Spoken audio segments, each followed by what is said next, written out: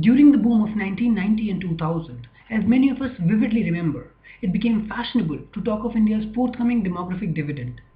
Then why is it that lately every one of us is worried that India is on the verge of squandering this demographic opportunity? Well, to blatantly put it, the answer lies in venal and rotten governance. With this, I, Manan Kumar, would like to argue in favor of the motion that governance is solely responsible for the economic slowdown facing India. Allow me to present to you some facts that would highlight the lack of prudent leadership and governance that has been starkly absent from the face of Indian politics for a long time. Consider India's growth rate, for instance. The growth rate is 4.5%. 4.5%, half the rate of other comparable Asian economies. Industries is at 27% of its output. 27% in comparison to 45 to 48% of other developing economies around the world. High inflation has prompted and forced households to store ever more of their savings in physical assets rather than financial services. The costs of such imprudence are conspicuous. With low exports, India is facing a chronic balance of payments problem.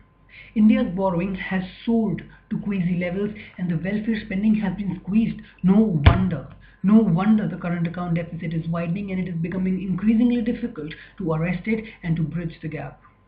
Rupee a while back was at its all-time low against dollar.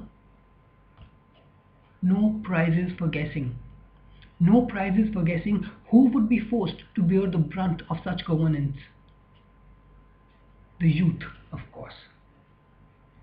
India's leaders have long said that they are committed to employment.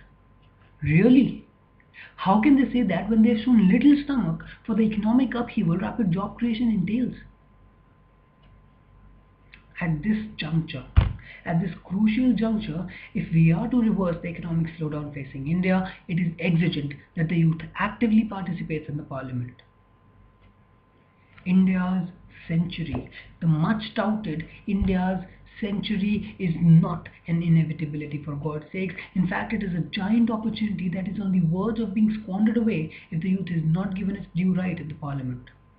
The youth is ready to step in. The youth is ready to buck up the system. The youth, unlike the political leaders, has got the political resolve to summon up the single-minded dedication to overcome the economic stagnation and, more importantly, to act with prudence.